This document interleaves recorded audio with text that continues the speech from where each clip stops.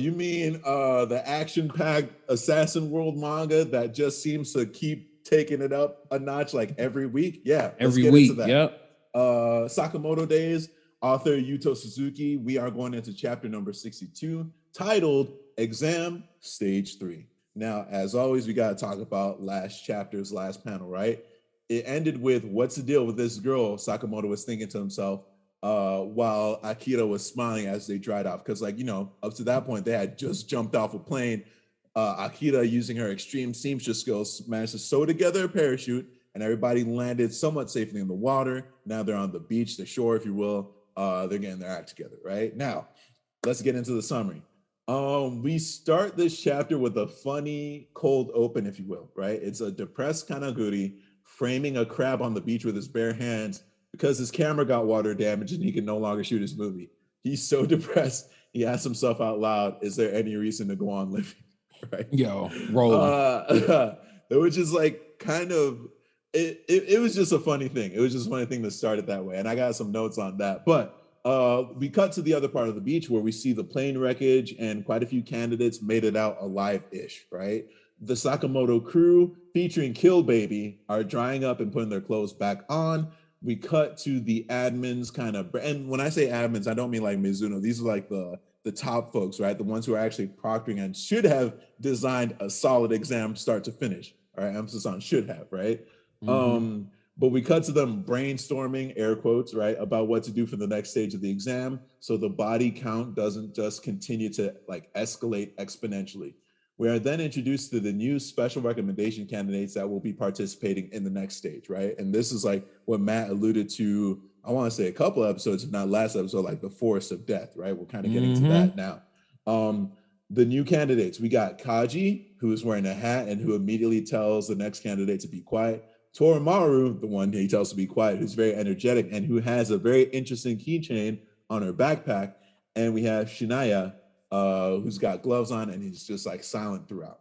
Now, Kill Baby, in pure Kill Baby fashion, right, objects to the addition of these candidates, mistakenly insults Torimaru Sakamoto keychain, and immediately finds out why they are special recommendation candidates. Shout out to Torimaru's shotgun axe. Now, obviously, the reveal of that keychain, boy, it was a different type of melee weapon, right? Now, the reveal of that keychain causes Sakamoto to break out into a cold sweat, characterized by his like glasses lens, like cracking, comedically cracking, right? We then cut to a cityscape, and then what appears to be some type of karaoke bar, even with the disco ball lights. Shout out to the artwork too. That's got to be hard to convey in that type of medium. I mean, we got to remember that these mangas are for the most part black and white, you know, with gray tones or whatever. But for them to be able to convey that much of the karaoke bar vibe was shout out to Yuto Suzuki for that. Or maybe it was one of his assistants. I don't know, right? But still, no, I totally agree with you. When I read that panel, I was like, damn, they got this lighting down like perfectly. Yeah. The ambiance was like on point, right? And what you see in this karaoke bar scene, right? We got Slur, we got Gaku, and we got the deer mask dude, Kashima, right?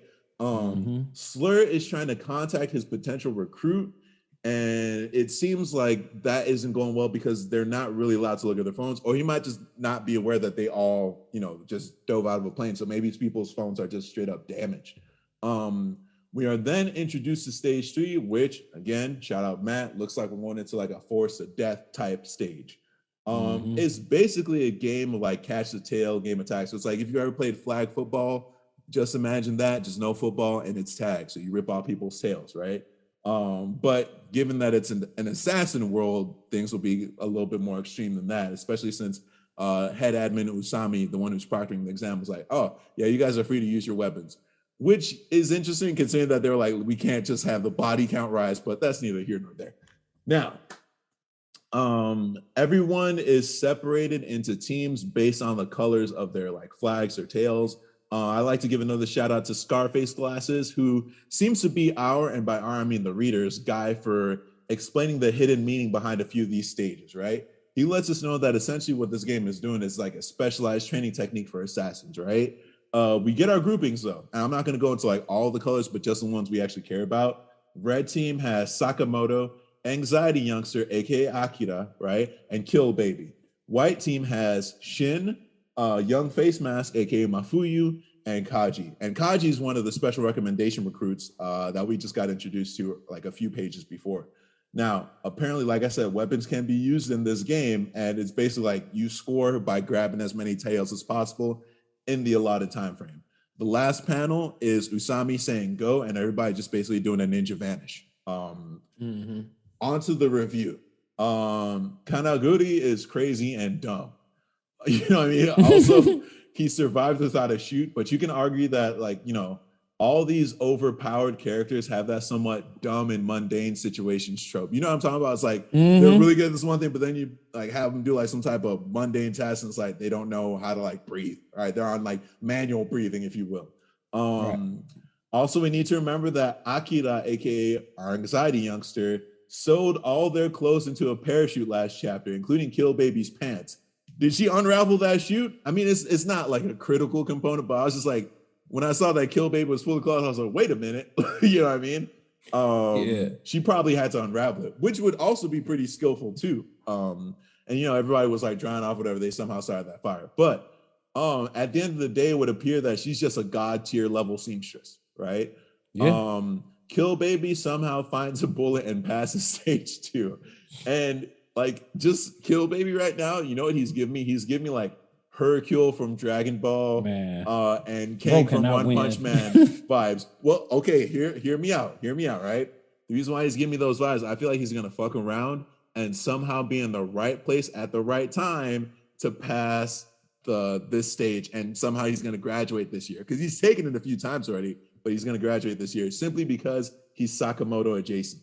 You know what I mean? That's fair. Especially if we look at, and this is like something I wrote when I was still like at the beginning of the chapter, right? And if you look at the way the teams are set up, he's literally on a strong team with Sakamoto, Akira, and Kill Baby. Now, we don't know Akira's full prowess yet, but suffice it to say that she's got a skill that could be deemed like hella useful, right? And then, so simply because, and then aside from Mizuno, again, she's always going to get shout outs from me. It looks like the other like head admins just don't care. You know what I mean? Like, they're just like, they're honestly just winging this whole exam. Like, you know what I'm saying? Like, they're just so aloof about it. And it's like, they only care when the optics aren't looking so great, you know? I immediately noticed that Sakamoto keychain when they introduced Torimaru, like one of the special recommendation. I was like, wait a minute, is that skinny Sakamoto on her?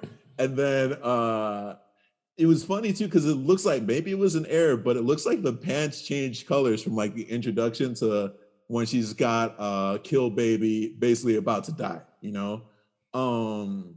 I have to say, Kill Baby, my dude just does not learn to keep his mouth shut. And to be fair, this time he got off easy. Remember what Mizuno did to him? She slashed his throat with the spatula. Yeah. And then Torimaru just hit him with a threat, you know? But man, yeah. Now, I have a super strong feeling that Akira, aka our anxiety youngster, is the person that Slur is trying to recruit.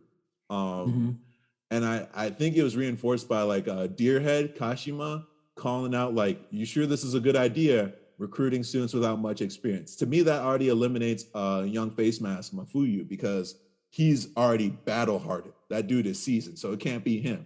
And I was thinking, like, okay, what if you argue, like, what does not much experience mean to these guys, right? It might be, like, relatively speaking, it might be a completely different scaling for them versus somebody else. So, like, maybe to them, in their eyes, Mafuyu doesn't have a lot of experience. But I mean, look, man, not much experience. Not much experience. Bro is 14 in this exam. So, like, whatever their scaling is, it's still ridiculous because a 14-year-old is a part of this whole situation. Right. That's what I'm like. But I think that phrase from Kashima just kind of might pull him out of the running, if that makes sense. That's fair. You know what I'm saying? This is all, like, you guys know at this point, right? When we're doing our like predictions or whatever, doing our reviews, it's mostly theory, right? I mean, at the end of the day, we only find out by reading, just like everybody else. And yeah, she was the one that came to mind. And then when Slur is like, you know, I got these lines from a movie, was it a Kanaguri movie? I'm kind of curious about that. It would be a fun. I feel like it might have been. It might be a fun little link up, you know? Yeah.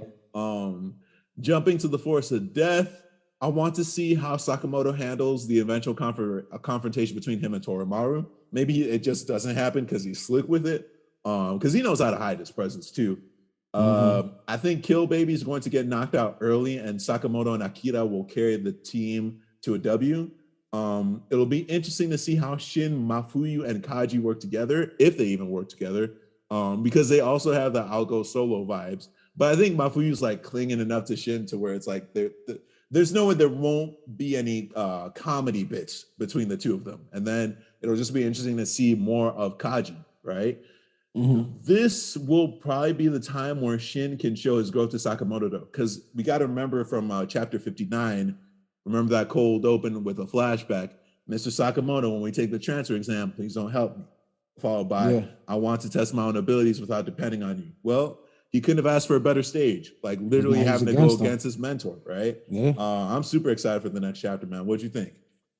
I thought it was pretty good. Overall, I definitely thought that Kill Baby got murdered. Like I had to double back because the way it shows in the panel, you actually only see his head because her knee is like on his back or like right over his shoulder and stuff. So the angle it was on, and even like the swiftness in which he gets dropped down in the panel right above it, I was like, oh, she just decapitated dude. Yeah, that's what I was thinking too. But I was like, wait a minute, nah, she just got him restrained. Right. I was like, oh, she just let him know what time it was. Homie just needs to keep his mouth shut. Man, for real. He's gonna be the comedic relief of this whole arc. 100%. I also immediately, as soon as I saw this girl and I saw that backpack, I was like, she has a Sakamoto keychain. Yeah. That was the first that I looked at that before I even looked at the rest of the characters. Like before I saw the other guy. Yeah, I was like, is that's yeah. Before I saw Shania, which I believe I might be reading the order in which they were naming them wrong, whether it was left or right. But like the one guy has like these leather gloves that go up his arm. That's Shania. You're correct. Okay, yeah. Shania has the leather gloves up the arm. And the other guy has on Kaji has like the hat. Y'all on the beach, so you know he hot. First of all, anytime somebody wears unseasonable clothes in a manga, you already know what time it is. He's already you know what I'm saying? Yeah. But I'm very interested in seeing how this plays out because they already told him, you can use whatever weapons you like. You got to score in such and such allotted time. And I love that last panel where they all kind of do the ninja vanish type thing and just dip off, into the trees. So I'm very curious to see what happens as it goes forward. Another good chapter, but it's like, this arc has been action packed so far. Yeah. So I'm pretty sure we're going to get more action. I'm just curious if this is the last we're going to see of Kanaguri or if he's going to pop back up because it's not like he ain't there. You know what I'm saying? This makes me think of something else too, right? Again, Sakamoto's got toys made of him, right? So like, what is the order? Like, how is it that my boy is considered a legendary assassin can have a toy made of himself, right? And then Kanaguri can be like this movie director assassin, but like somehow Shin and Mafuyu don't know that Kanaguri is a part of the order. You know what I mean? Like if they're that popular, I don't know, man. I don't know. Well, yeah, but check this out, because Shin was like, I've seen all his movies. I didn't know they were real. Right. Yeah. Oh no, those weren't stunts. That was all practical. It was real practical effects on this motherfucker. You know what I'm saying? So I don't know, man. But there's something that I can't wrap my head around, and like how you can know all this information about assassins. They can have toys marketed around them, but you don't know that they're members of the order, right? Like that's something that I think is a little weird, or maybe just needs to be explained. I don't know, but I'm excited for the next chapter. Like this might be, in all honesty, the chapter with the actual break in the action, even though there was still action. But you know what I mean? Like compared to the pace. This is like a little water break before we get into the Forest of Death. And it was still a good ass chapter. Yeah, it was a great one. It was a great one. With that being said, sir. That's right. It's time to get it cracking. Yes, sir.